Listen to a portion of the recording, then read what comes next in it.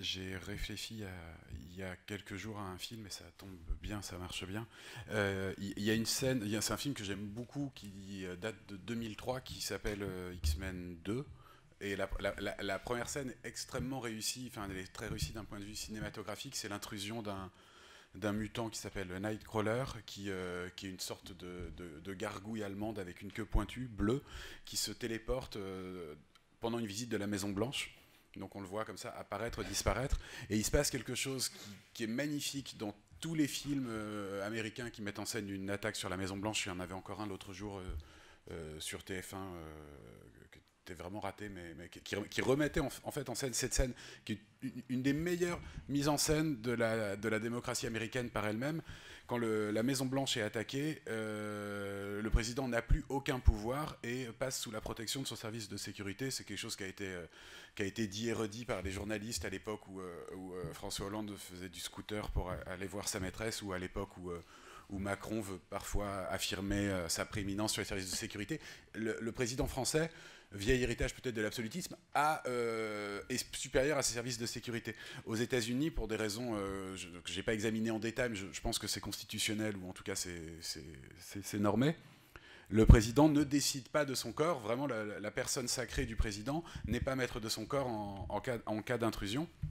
Et donc on assiste à un ballet très beau d'agents de sécurité qui communiquent avec des oreillettes dans leur poignet et qui essaient de contrer cette menace, parce que j'ai oublié de dire qu'il avait le don de télétransportation, Nightcrawler, donc une sorte de petit nuage bleu qui vole partout. Et donc bon, pour finir, évidemment, malgré cette très belle mise en scène de la démocratie américaine comme chose où le peuple souverain est souverain même sur le corps du président, arrive le moment où en fait le président est vraiment sous la menace du mutant. On ne sait pas trop, un garde le tue in extremis, on ne sait pas trop s'il avait l'intention de le tuer ou pas. En tout cas, sur son poignard, il y a marqué, la caméra pivote autour du poignard, et il y a marqué sur la lame quelque chose comme liberté pour les mutants. Et c'est assez génial, parce qu'en fait, on se rend compte que c'est le vrai thème du film. Alors, il y a des lectures qui rabattent ça sur des questions de droit civique dans les années 60. Il y a des lectures qui marchent bien avec Magneto sur la question juive dans l'Allemagne nazie dans l'Europe des années 30 et 40.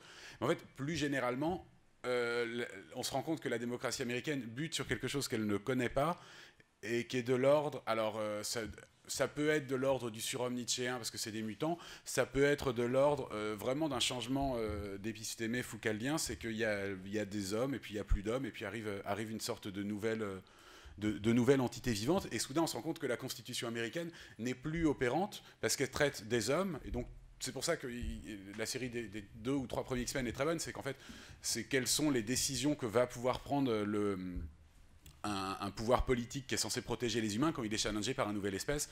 Donc ça va de guérison forcée de mutants à leur internement, à leur extermination. En fait, on voit que tout le panel politique du biopouvoir est traité. Mais là où ça m'intéresse spécialement par rapport à ça, c'est que le film date de 2003.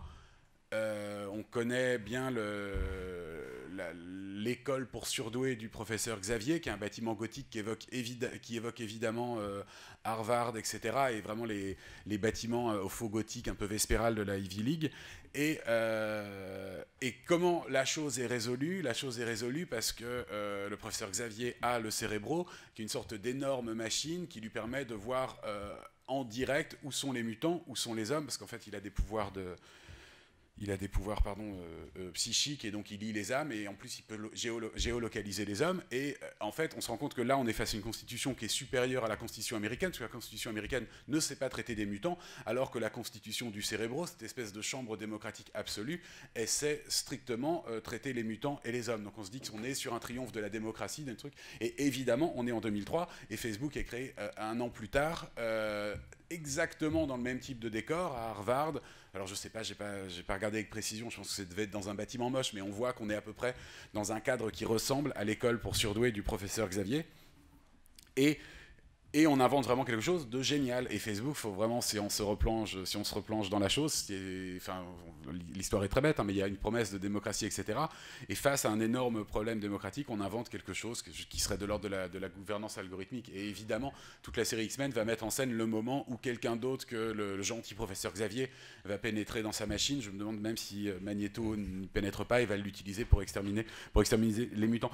Bon, c'est très anecdotique, mais ça m'amusait parce que on est un film qui ne sait vraiment pas du tout ce qui va exister, parce qu'on est en 2003, il ne sait pas du tout ce qui va se passer. Donc on est vraiment au sommet du machin, et c'est le moment où c'est encore possible d'imaginer que Facebook va réparer la démocratie. Ça semble vraiment comme une énorme blague aujourd'hui, mais c'est encore strictement possible, et mieux relier les hommes et fabriquer une nouvelle constitution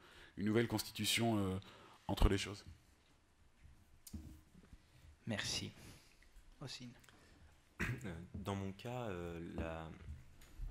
c'est en lisant le Foucault de Deleuze, Deleuze 2 ans après la mort de Michel Foucault, donc en 1986 publie aux éditions de Minuit Foucault. Et j'ai trouvé pas mal d'extraits dans cet ouvrage qui thématisent une possibilité de jonction entre l'œuvre de Foucault et des thématiques qui étaient plus contemporaines, qui nous sont plus contemporaines et que Deleuze avait anticipé. Je cite Deleuze, donc c'est pour ceux qui s'intéressent, c'est page 91 aux éditions de Minuit. Donc, quand il parle de diagramme, c'est un équivalent du savoir-pouvoir foucaldien. On peut parler d'un diagramme grec, d'un diagramme romain, d'un diagramme féodal. La liste est infinie, comme celle des catégories de pouvoir, et le diagramme disciplinaire n'est certes pas le dernier mot. Et il ajoute 4 pages plus loin. Ne dit-on pas couramment que les forces de l'homme sont déjà entrées en rapport avec d'autres forces, celles de l'information, qui composent avec elles autre chose que l'homme, des systèmes indivisibles, homme-machine, avec les machines de troisième espèce, une union avec le silicium plutôt qu'avec le carbone. Et fort de cette lecture, je me suis demandé quelles étaient les conditions de possibilité d'une continuité entre le biopouvoir et ce nouveau type de pouvoir numérique. Et à mon sens, la première condition de possibilité tient à la notion même de pouvoir. En effet, de la même façon que Foucault définit le concept de pouvoir, le nœud au pouvoir ou le pouvoir numérique peut se penser moins comme une contrainte qu'une action sur l'action, c'est-à-dire quelque chose d'assez indirect, une action qui vise plutôt à induire, plutôt à inciter, plutôt à rendre plus ou moins probable le comportement d'autrui.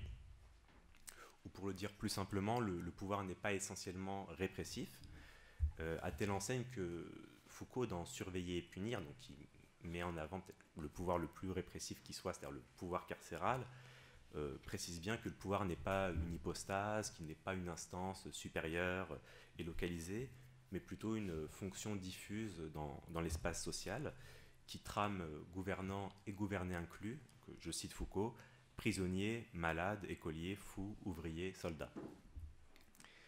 Et en conséquence, il est possible de faire une analogie entre les deux déclinaisons du pouvoir chez Foucault, c'est-à-dire d'une part l'anatomo-politique qui enjoint les comportements des corps en tant que tels, et d'autre part la biopolitique qui enjoint le comportement des sociétés prises dans leur ensemble, avec deux types de pouvoirs numériques, c'est-à-dire d'une part la manière dont les traces numériques, ou plutôt la manière dont les outils numériques vont nous enjoindre de consulter telle sollicitation, telle notification, vont profiter ou vont prospérer sur nos propensions naturelles à être addicts, par exemple, aux écrans ou addicts aux réseaux sociaux.